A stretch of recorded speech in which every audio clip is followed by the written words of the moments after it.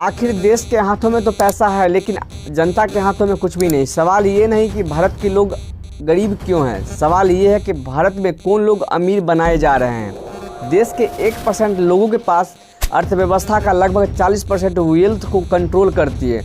वहीं दूसरी तरफ हम जब देखते हैं कि 50% लोगों के पास अर्थव्यवस्था का मात्र 5 से 6% वेल्थ को कंट्रोल कर पाते हैं। अब ये जो सबसे बड़ा गैप है, जिसके वजह से कहीं ना कहीं हमारी ज़िंदगी और आपकी ज़िंदगी पर इसका सबसे बड़ा हमें असर देखने को मिलता होगा। तो आइए जानते हैं इस वीडियो में कि भारत की जीडीपी तो बढ़ रही है, लेकिन यहाँ के आम आदमी पर इसका असर हमें देखने को क्यों नहीं मिलता है। तो इस वीडियो को आप लास्ट तक जरूर देखिएगा। भारत दुनिया का सबसे तेज ग्रो करने वाली इकोनॉमी है, जहाँ जीडीपी सेंसेक्स में हमें उछाल देखने को मिलती है।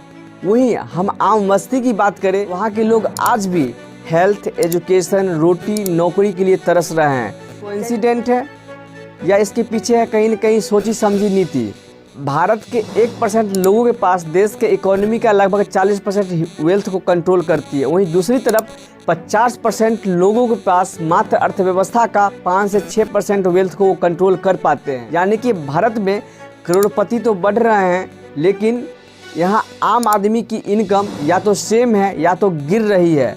यानी कि देश अमीर हो रहा है, लेकिन आम आदमी नहीं। क्या ये सिर्फ मार्केट की वजह से? तो नहीं।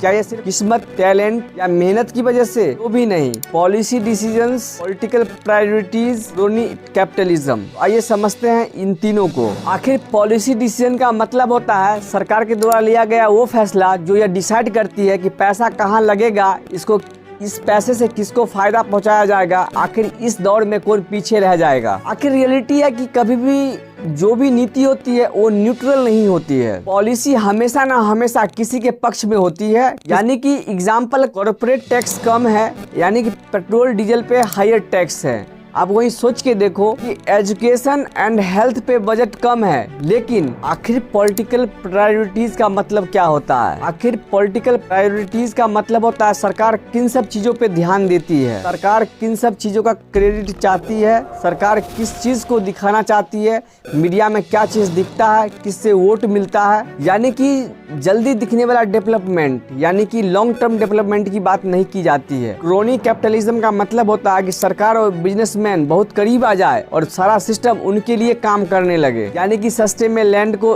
प्रोवाइड करवाना, सस्ते में लोन मुहैया करवाना, यहाँ तक कि विदाउट कंपटीशन के टेंडर को पास करा देना। आखिर सवाल सीधा सा है, टैक्स का पैसा जाता कहाँ है? अब वही एजुकेशन और हेल्थ पर खर्चा क्यों कम है? आखिर बड़े कॉर्पोरेट्स के लोन माफ किए जाते हैं, पर किसान के लोन क्यों नहीं माफ किए जाते हैं? जब पॉलिसीज जब गिने चुने लोगों के लिए ही बनती है, तो इलेक्शन फंडिंग में पैसा जो लोग दान करते हैं, आखिर पावर उन्हीं के हाथों में सिमट कर रह जाती है। या तो इकोनॉमी का पैसा ऊपर से ऊपर ही रन करता रह जाता है, कभी बॉटम में आ नहीं पाता है। आखिर गरीब क्यों परमानेंट गरीब बनते जा रहे हैं? इसके पीछे है कहीं न कहीं क्योंकि सरकारी स्कूल हमेशा से कमजोर रहा है। आखिर हेल्थ प्राइवेट और भी महंगा है, यानी कि जो मिडिल क्लास लोग हैं उनकी सेविंग हेल्थ पे, एजुकेशन पे खर्च हो जाती है। वहीं नौकरी ग्रो बहुत ही स्लो है, यानी कि जिस अवस्था में जनसंख्या ग्रो कर रही है, आखिर उस अवस्था में यहाँ जॉब क्रिएट नहीं हो पा रहे हैं। यहाँ स्किल्स के नाम पर सिर्फ भाषणें दी जाती है। गरीब के पास तो अपॉर्चुनिटी है ही नहीं, क्योंकि बिना